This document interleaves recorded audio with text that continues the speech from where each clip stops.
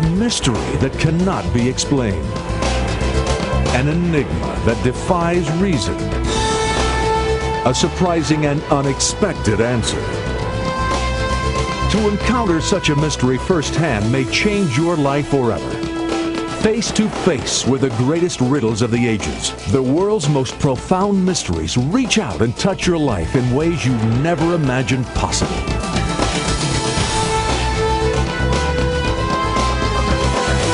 Extreme Mysteries. The amazing human body is so complex, we are only now beginning to understand how it works. Yet the ancients seemed to know how it worked and how to fix it if something went wrong. And in some cases, they did it faster, easier, and certainly less expensively than we do it today. What is it that Chinese medical practitioners have known for thousands of years that Western medicine is still trying to figure out? Are there solutions to medical problems that are being systematically kept from the public? Treatments we can and should be doing for ourselves? Is there a life force so powerful it can teach the body to heal itself? And is it possible for all of us to control this mysterious life force? Could it be that the physician's own intuition and spiritual beliefs can help him know where to look and what to look for when a patient is suffering? Do all the miracles of modern medicine belong to the last half-century? Or did the ancients discover methods of dealing with their problems that give a whole new meaning to the term medical miracles? Are there yet proven methods and medicines that were used hundreds, even thousands of years ago that we can rely on today? If so, where are they? And under what name can they be found? In ever-growing numbers, people are demanding the right to be part of the healing process when something goes wrong with their body. Is this progress or a return to the Dark Ages? We'll begin unraveling the secret of these and other medical mysteries in just a moment. The great civilizations of the past all appear to have made stunning contributions to the healing arts. Are there still undiscovered secrets they can whisper in our ear across the centuries? More importantly, are we willing to listen? After all, the modern era of medicine is surely the age of specialization, the era of enlightenment. Or are we about 40 centuries behind the curve? 4,000 years ago in Egypt, the medical care was divided into specialties and subspecialties. People then, as now, had a choice of different specialists that they would go to for eye care, for stomach disorders, for skin afflictions. Medical care in ancient Egypt was divided into two categories. The ruling elite, the military, and slaves were serviced by physicians under a comprehensive medical coverage, whereas commoners and the general public had the equivalent of low-cost HMOs. Maybe that's where some modern politicians got their ideas for national health care. But even the ancient Egyptians were Johnny-come-latelys to the world of medical achievement. Roughly 4,000 years ago, old world physicians used whatever was at hand that seemed to work. Trial and error was probably the primary form of medical research. But one of the concoctions they came up with really worked. It was derived from the bark of a willow tree. The American Indian, long before the first Europeans ever landed at Plymouth Rock, used the derivatives of the white willow bark for a wide range of ailments. About the same time, the Greeks, the Romans, and even the Chinese used the white willow bark for a lot of their ailments, including earaches, inflammations, and fevers. It was first given a name in 1828 when French and German scientists isolated a compound in the white willow bark called salicin. Today, it can be purchased in the drugstore, and the product is called aspirin. The fact is, medical history is brimming with miracle drugs that were first discovered by some ancient people. The Avaro tribe of the Amazon, unable to read or write, discovered quinine, the only treatment for many years for malaria, and they discovered curare, a poisonous agent which we use in anesthesia to relax muscles.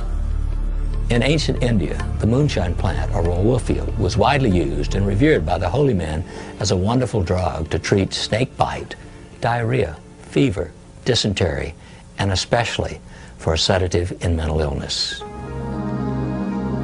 But the modern Western physician was slow to accept this so-called folk remedy.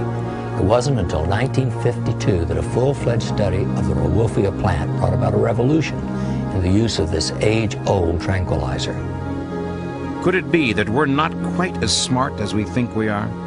Between 1600 and 1500 BC, an Egyptian papyrus listed something in the neighborhood of 1,000 remedies. Surprisingly, over half of them listed as one of the important ingredients, honey. But what possible medical benefits could come from honey? Surely it was just the ancient equivalent of a little bit of sugar to help the medicine go down. In fact, it's much more than that. Honey is one of the most interesting and complex substances ever studied by man. It helps to combat all kinds of infections, even those which are drug resistant, and it also helps to expedite the healing process. Honey, as the ancient Egyptian and Sumerian physicians knew, is a potent killer of harmful bacteria. You know, it contains an enzyme that combines with oxygen and glucose to form hydrogen peroxide, which is a powerful disinfectant. And since honey can kill bacteria, it obviously resists decay. A number of years ago, archaeologists working in the tombs of ancient Egypt unearthed 2,500-year-old honey that had retained its consistency, its color, and its stickiness. Next time you spread some honey on your toast, give a little tip of the hat to the lowly honeybee and some ancient apothecary who discovered the bee's product not only tastes good, it can make you feel good as well. Can it be that there are still sources of practical, inexpensive, healing and preventative measures available, sources that may be thousands of years old, but are recognized today as part of the holistic approach to medicine? Could it be that there is more to medicine than just, well, medicine? Is it possible that ancient physicians discovered that there is a connection between the body, the mind, and spirit?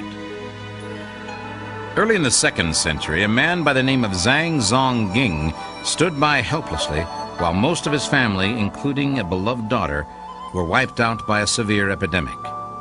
This great personal tragedy brought Ging to a fateful decision. He would pursue a life dedicated to the healing of the sick. It was too late to save his own family, but he could perhaps save others. 他怎么了？他的气虚血弱，能治他吗？把这个熬了。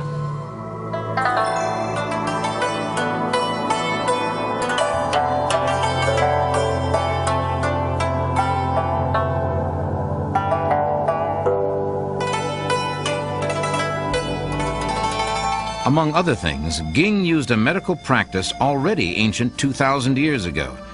It would come to be known as acupuncture.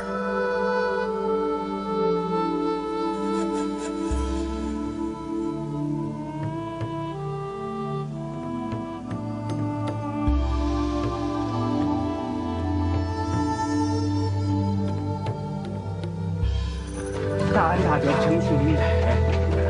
我行医是为了纪念我的女儿，可惜我的医术已经救不了她了。我很荣幸您能够让我来治您的女儿，我应该感激您才是啊。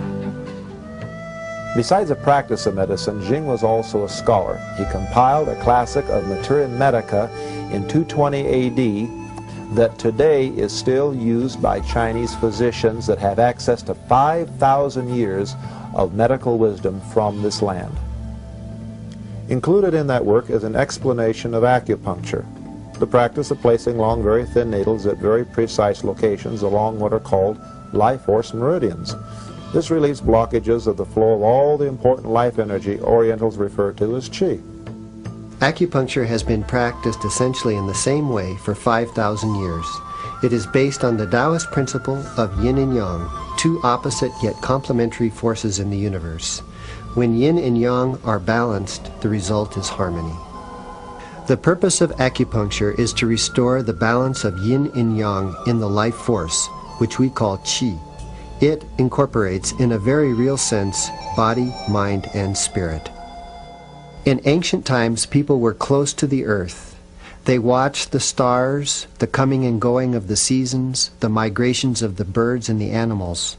They saw great wisdom in this and developed their lifestyle and a healing form such as acupuncture on these methods. If these methods were ineffective, they would have died out long ago. The art of acupuncture was mentioned in some of the earliest writings that have ever been discovered. One early record tells of an ancient physician named Bian Qiu that supposedly raised a young prince from the dead.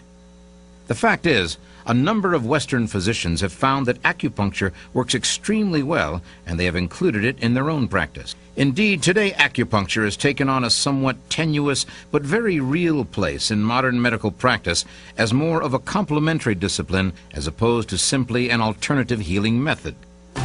The notion of qi and qi flow is probably the single most important concept in traditional Chinese medicine. It's important that Westerners remember that acupuncture is just one of many treatments that make up a much larger body of Chinese medical belief and treatments. These treatments are based on many ancient ideas. However, many of these ideas are in conflict with what science knows today. It is often difficult for 21st century minds to accept the notion that treatments used thousands of years ago might offer solutions to some of our most troubling problems today. After all, if we can fly to the moon and walk on its surface, shouldn't we know more than Stone Age cultures about our own medical woes? Is it just remotely possible that we could solve many of our medical problems by taking a giant leap backwards? Chinese medicine is approximately 4,000 years old, which denotes true tradition. Western medicine in its current form is only a few hundred years old. Chinese medicine sees the body as being energetic, whereas Western medicine sees the body as being more physical.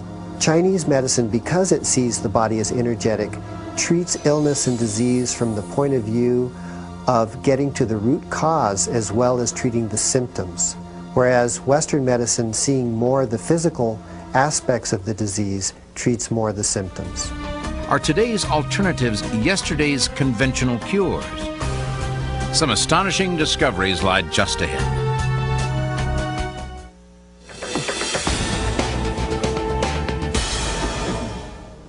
Today, the hot new buzzwords are alternative medicine and the mind-body connection. They are usually taken to mean some medical, some say pseudo-medical practice that is an alternative to what has become the traditional practices of the day. It is interesting to note that historically, what is traditional and what is alternative often change places.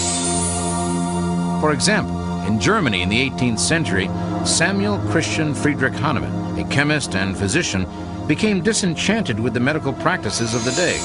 He was so fed up, in fact, that he quit his medical practice and became a medical translator. One day, he stumbled onto a reference to the ability of a certain Peruvian tree bark to cure malaria. Hahnemann decided to see what would happen if he drank a mixture made from this same bark.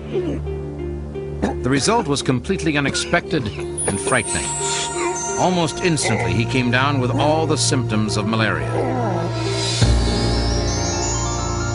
Hahnemann had stumbled upon an ancient principle of medicine first expressed by Hippocrates himself, that is, like cures like. Basically, what Hippocrates had determined roughly 2,000 years earlier was that to effect a cure, a physician would pick a substance that caused roughly the same symptoms of the disease. This became the fundamental principle of what Hahnemann named homeopathy. Homeopathy sees symptoms as the body's natural response to fighting illness, and the homeopath uses those symptoms to guide them to exactly the right medicine, which has been proven to be able to mimic those symptoms of discomfort in the whole of the organism. The medicine is then given in very tiny, minute doses, because less is best in homeopathy, and it's just sufficient in order to kickstart the very delicate vital force into curing itself. This is not substantially different than the process of vaccination, which coincidentally was discovered by Edward Jenner at almost the same time. The practice of homeopathy quickly took hold in Europe and came to America from Germany in the 1820s. The American Institute of Homeopathy was established in the 1840s, and by 1910 there were 22 homeopathic medical schools 100 homeopathic hospitals, 1,000 homeopathic pharmacies, and 14,000 homeopathic physicians. The reason that homeopathy was accepted was simply because it worked. In the plague-ravaged Europe and in the cholera epidemics of the 1830s, those people who were being treated by homeopathy got better at a rate 3 times that of those being treated by the orthodox medical practice. Similar success against the yellow fever, cholera, and scarlet fever epidemics that swept through America in the early 19th century brought about swift acceptance. And while huge medical breakthroughs in hygiene, surgical techniques, and drug therapies all but erased homeopathy from the American scene, the fact is, it is still the most widely practiced therapy in the world today.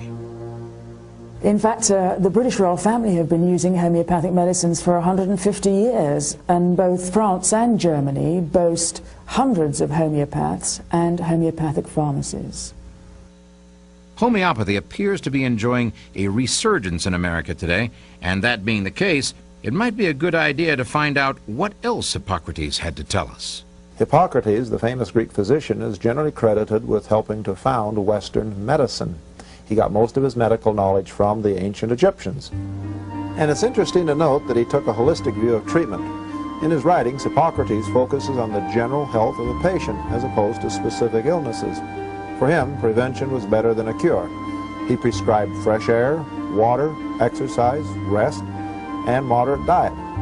By the way, walking was a recommended exercise for the sedentary couch potato. Hippocrates hasn't been around for a few thousand years, but if you've had a checkup lately, you'll find that what the doctor tells you sounds a lot like what he prescribed in his day. The Romans also made some astonishing discoveries. No one has been able to figure out how he came to his conclusions, but in his notes, the Roman physician Varro appears to be writing about the effects of germs. Precautions must be taken in the neighborhood of swamps because there are bred certain minute creatures which cannot be seen by the eyes, which float in the air and enter the body through the mouth and nose and cause serious illness. Varro could not possibly have seen these minute creatures, so how could he have known they were there? We've mentioned that the ancient Egyptians and the Chinese did some remarkable curative things, but we only touched the tip of the iceberg. Both the Egyptians and the Chinese, for example, used the mold from bread to prevent infection. In point of fact, many ancient healers used antibiotics against infection. And what boggles the modern medical mind even more is the fact that several ancient cultures even developed antiviral vaccines. Just as ancient physicians had discovered a form of penicillin in bread mold, the Africans had discovered a way to prevent smallpox. What they would do is take the pustule from an infection, put it on a thorn, and inoculate themselves. And in the process of this inoculation, a majority of the people would not get smallpox. In the 16th century, Europe fell into the terrible grips of the Great Plague. It is estimated that over 1/4 of the population in Europe was killed. Nostradamus, a first-rate physician for his time, created one of the only successful cures, an odd concoction of rose petals, sawdust from green cypress, cloves, iris, calamus, and resinous aloe. His contemporaries undoubtedly accused him of alternative practice, but the fact is, many of his patients survived. Being a studious man, he may have found this cure in an ancient medical text, or he may have known that certain herbs and plant extracts cause the body to react in certain ways, and put together a combination to suit the symptoms. In any case, it worked. If this information was so easily available that even Nostradamus could find it several hundred years ago, why had traditional Western physicians and scholars never sought it out? Could it be that there was something else involved that made them shy away from the data? Spiritual belief was always an important part of the healing art. In fact, in many ancient cultures, the priests were also the healers, because the mind and the body and the spirit were all intertwined in their belief system. Unfortunately, today, those two things are not only separate, but often antagonistic to each other. Then, of course, there is the natural pharmacy we are only beginning to hear about. I've had an extraordinary opportunity over the last 20 years to live with my family in small villages in the Samoan Islands and to see firsthand how healers use plants to treat illness. I collected and analyzed in the laboratory over 100 different plants that the Samoans used to treat disease, but the one that got me the most excited was the bark of a tree that they used to treat hepatitis. I knew that we have very few drugs in Western hospitals that can treat viral illness. I sent samples of the plant and the healer's potion back to my colleagues at the National Cancer Institute. They wrote me back with considerable excitement. They had discovered a new molecule called prostratin that showed activity as a potential anti-AIDS medication. Prostratin also showed activity against other viruses and may exhibit few side effects in clinical trials. A very unique and ancient plant that we're studying is a vine called Uña de Gato, or cat's claw. It's been used for thousands of years for the purpose of bringing together the spirit and the physical body as an immune stimulator or to build the body defenses. Today, we're studying it because it shows activity against breast cancer cells and also as an antibiotic. These are cordyceps, a rare mushroom found in the highland plateaus of Tibet and China. They grow on a caterpillar. There's a legend in China that invading warriors noticed that the yaks in this region could run much faster and longer than the warriors' yaks. They reasoned that because the natives' yaks were eating this mushroom, they were deriving their stamina from it. For a while, the mushroom became quite popular in Tibet. The Emperor of China found out about it.